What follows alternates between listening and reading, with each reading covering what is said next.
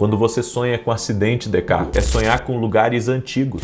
Quantas pessoas sonham com uma pessoa que está nua, como eu falei? O que significa sonhar com cobras? O que significa sonhar com serpentes? Você já teve um sonho que de tão real, você acordou pensando assim: nossa, será que Deus está falando comigo? Será que Ele está tentando me alertar de alguma coisa? Ou me dar alguma direção? Ou diferente disso, você já teve algum sonho que você ficou com a sensação, com a impressão de que era o diabo tentando te atacar? Hoje eu quero conversar com você sobre o que a Bíblia verdadeiramente fala acerca de sonhos e de interpretação de sonhos. E eu quero te pedir que, por gentileza, fique até o final desse vídeo, preste bastante atenção, julgue tudo o que eu vou falar aqui à luz da palavra de Deus, porque esse assunto é muito sério, tem ganhado muito espaço no meio cristão, e a maioria das coisas que são ensinadas por aí acerca desse tema não são coisas verdadeiras, mas são mitos que, de tanto serem falados, dão a impressão de que são informações que partem das Escrituras. Hoje eu quero falar com você sobre 7 significados de sonhar com cobra. Sejam todos bem-vindos, eu sou o Pastor Pedro, e aqui nesse canal o nosso foco é trazer conteúdo fiel às Sagradas Escrituras para vocês. Por isso, se você gosta desse tipo de conteúdo, se você procura conteúdo fiel à Bíblia Sagrada, já quero te convidar a se inscrever aqui no canal, ativar o sino de notificações, porque dessa maneira, sempre que eu postar um vídeo novo, você vai receber, e além disso, você me ajuda a fazer com que vídeos como esse, vídeos cheios de Bíblia, cheguem a mais pessoas, para a gente poder combater o engano que muitos falsos mestres, muitos falsos profetas e pessoas supostamente espirituais estão espalhando no nosso meio, tá? E por que eu resolvi gravar esse vídeo para vocês aqui hoje? Gente, esse tema, interpretação de sonhos, ele sempre está presente no nosso meio. Recentemente, uma pessoa da família teve um grande problema por conta dessa questão de sonhos. Lá no nosso grupo de alunos, no WhatsApp, grupo de alunos exclusivo, esse tema sempre aparece com os irmãos que fazem o curso comigo, me perguntando as impressões sobre o sonho, a orientação bíblica acerca dessa questão, o que eu posso explicar para eles, o que eu posso trazer de Bíblia acerca desse tema. E por ser então algo muito presente no nosso dia a dia, uma questão que perturba as pessoas, né, que tira a paz de muita gente, e também por ter tanta desinformação, tem gente interpretando sonho, falando que se você sonhar com cobra é uma coisa, se você sonhar com água é outra coisa, sonhar com lama é outra coisa. Eu decidi trazer esse vídeo para vocês porque eu fui percebendo, à medida que eu conversava com as pessoas, que a maioria das coisas que eram trazidas, as informações, as orientações, tinha origem não na Bíblia, mas origem em paganismo.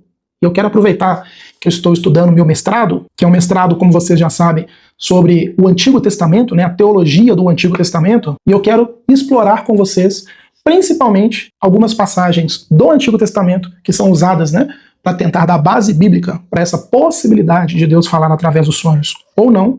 Nós vamos analisar também algumas do Novo Testamento para a gente poder desmistificar tudo isso, saber a verdade sobre o que está na Bíblia, sobre o que não está, para você poder dormir e sonhar em paz, tá bom? E aí, para a gente começar, eu tenho que deixar uma coisa bem clara para vocês aqui. Já vou responder diretamente a primeira pergunta que eu tenho certeza que todos vocês querem saber.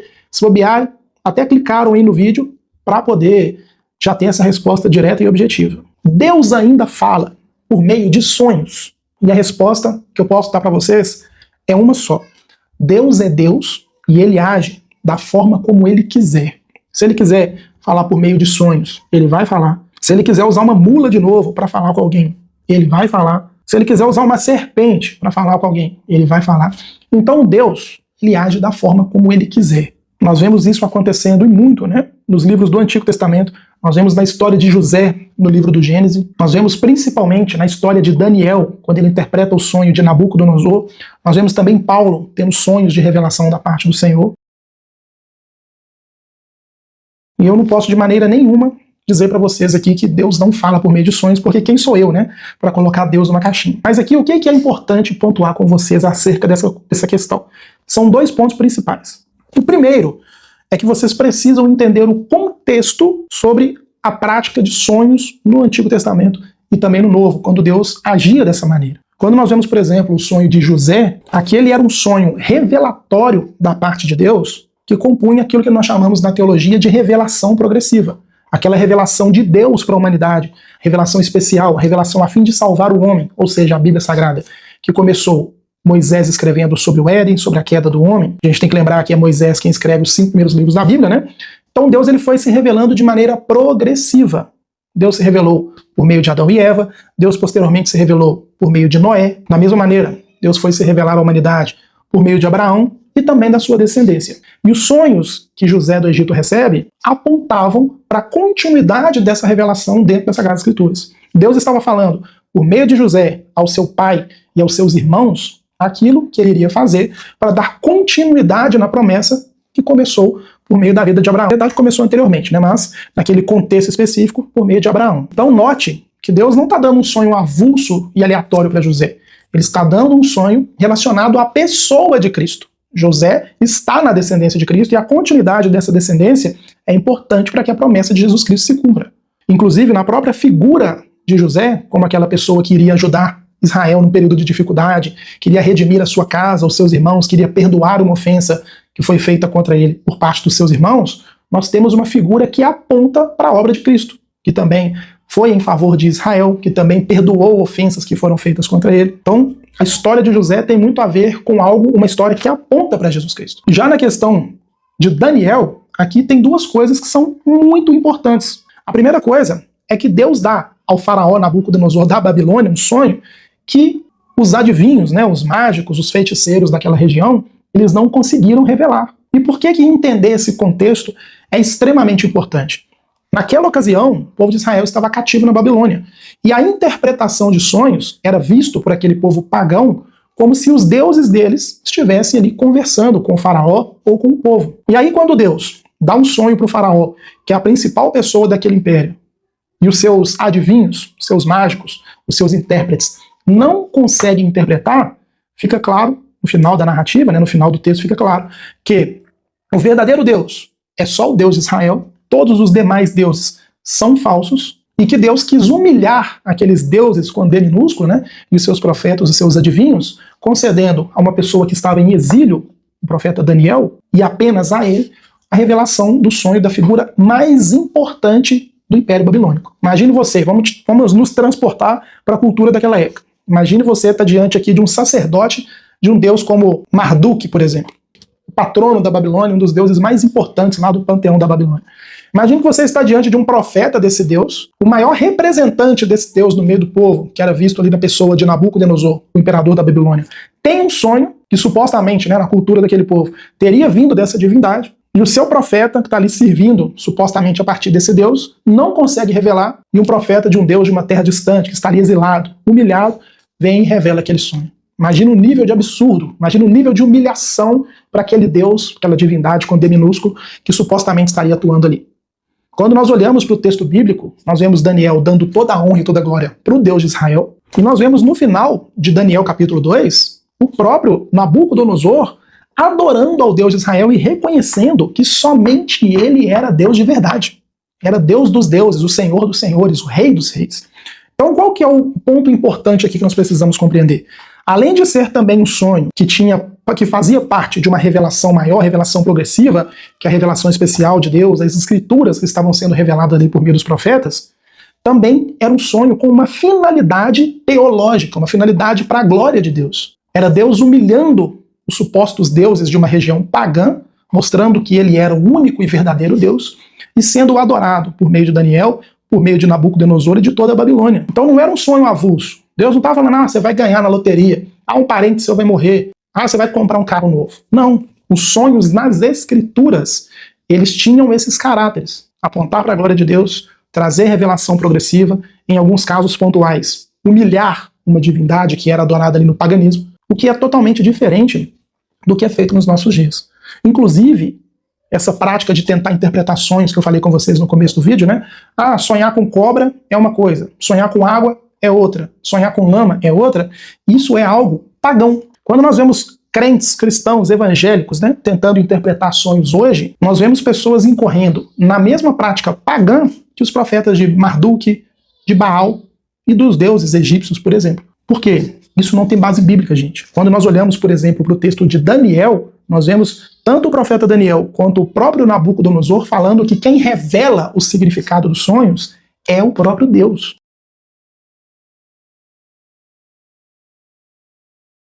Falando que quem revela o significado dos sonhos é o próprio Deus.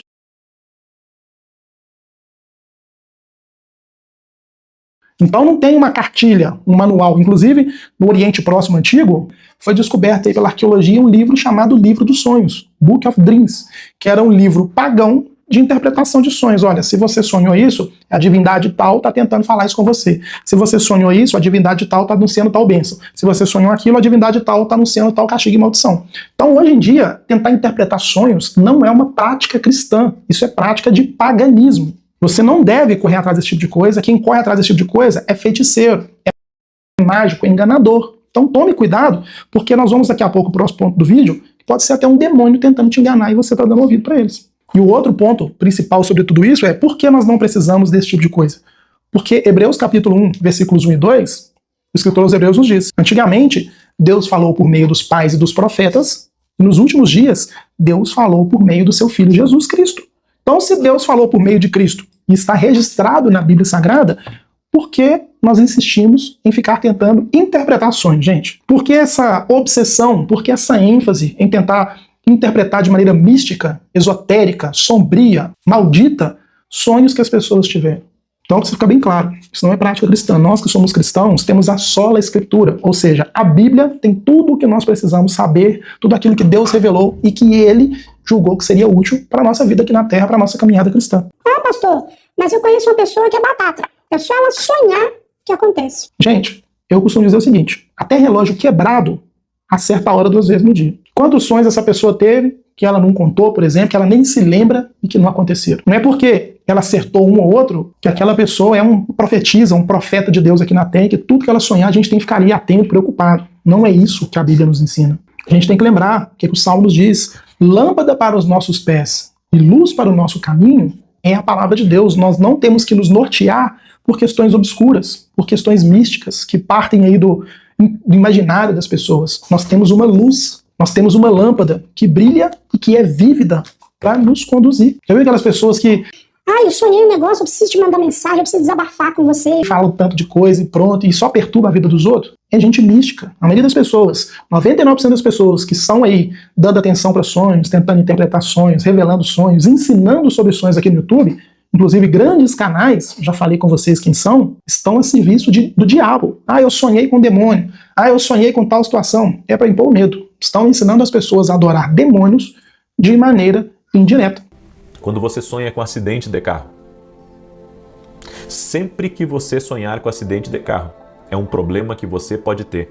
O segundo tipo de sonho comum que as pessoas têm muito é sonhar com lugares antigos, porque ele está se tratando de algo lá de trás do passado. Quantas pessoas sonham, o quarto tipo de sonho, com uma pessoa que está nu, como eu falei no início do vídeo. A pessoa sonha com nudez, que ela está nu na rua, ou que despiram ela na rua. Tem alguém tentando te envergonhar. O quinto tipo de sonho é quando a pessoa sonha mordida por um cachorro, né? Ou vê cachorros no sonho e cachorros bravos. Isso só mostra que o inimigo não quer que você entre em lugares que Deus tem para a sua vida.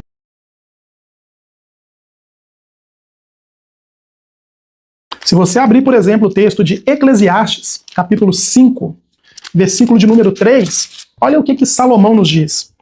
Porque dos muitos trabalhos ou de muitas preocupações, né, vêm os sonhos, e do muito falar, palavras nécias. Então nós precisamos entender, sim, compreender isso, que a maioria dos sonhos que as pessoas têm são fruto de mentes alienadas. A pessoa está bitolada, ela está preocupada, ela vai e sonha. Quer um exemplo prático que eu conversei com minha irmã, que eu consegui mostrar para ela por A mais B, que aquilo vinha da cabeça dela?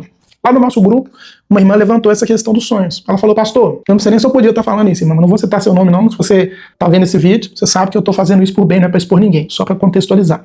Ela falou assim, pastor, eu tive um sonho com o meu filho, ele não tinha nascido ainda, não estava nem grávido ainda, eu tive um sonho de que eu ficaria grávido, seria um menino, e o nome dele era fulano de tal. E aí foi e aconteceu, 10 meses depois aconteceu.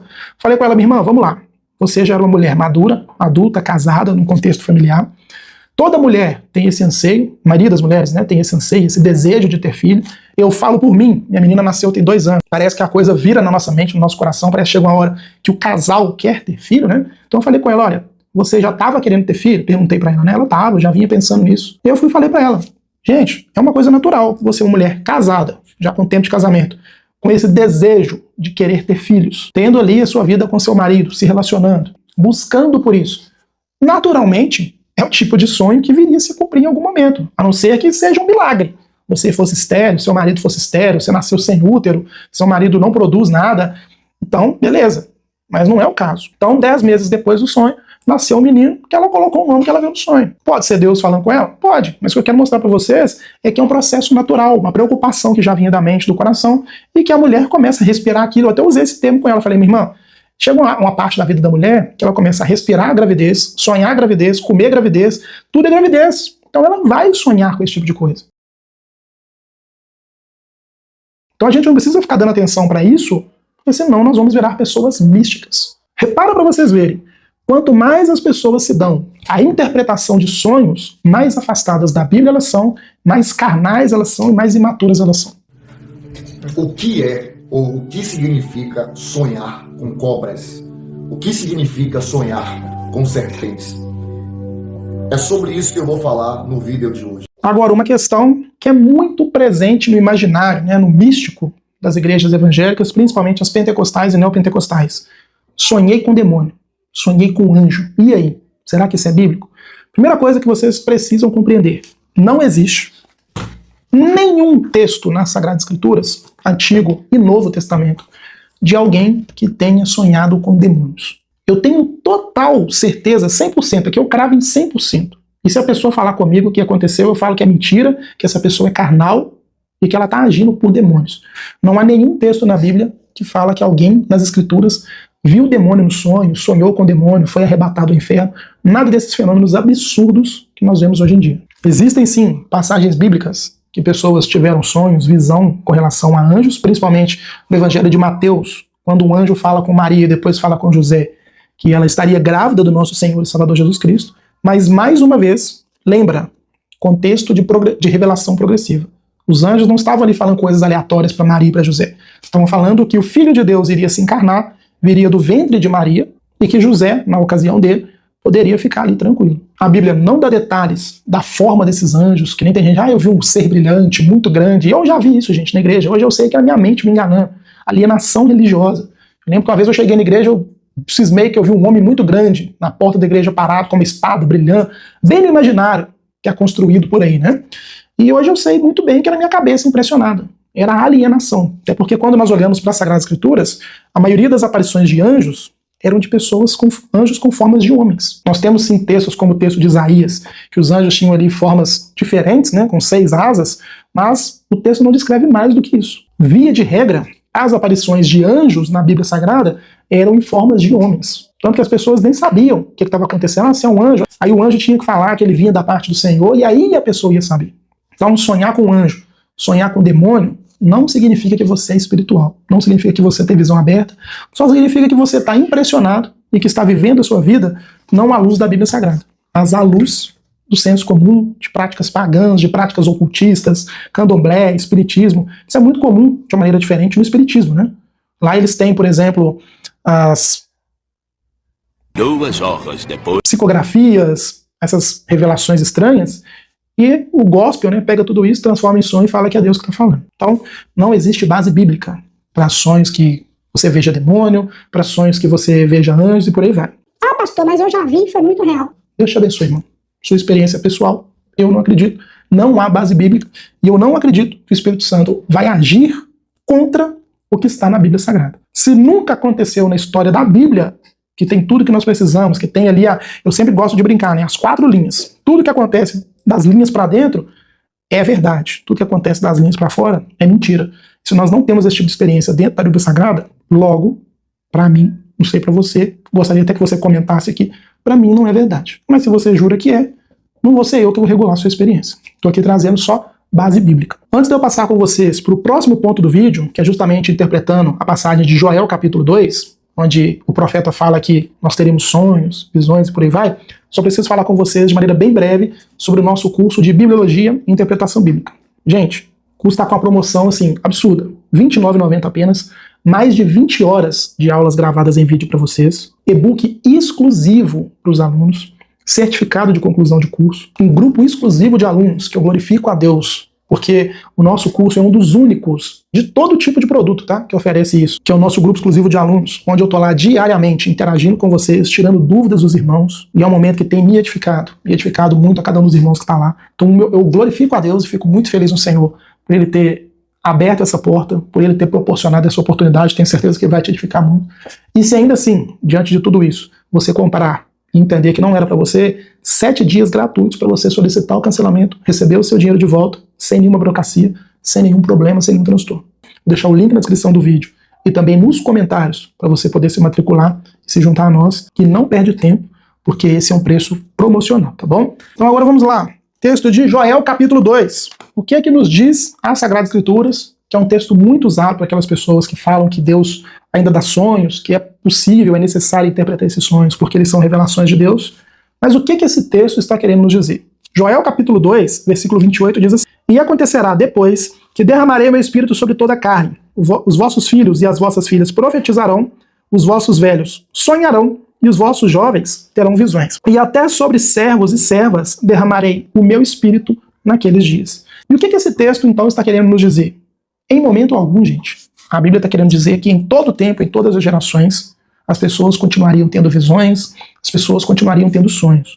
Nós temos que nos lembrar que essa profecia se cumpriu em Atos capítulo 2, na descida do Pentecoste. Mais uma vez, até o próprio teólogo Herman Bavinck, teólogo reformado, cita isso. Deus está trazendo nessa passagem de Joel capítulo 2, no seu cumprimento em Atos capítulo 2, uma profecia sobre o derramamento do Espírito Santo. O foco da profecia aqui não são os sonhos, não são as visões, mas o derramamento sobre toda a carne, ou seja, sobre todos os povos e não somente sobre os judeus, do Espírito do Deus vivo.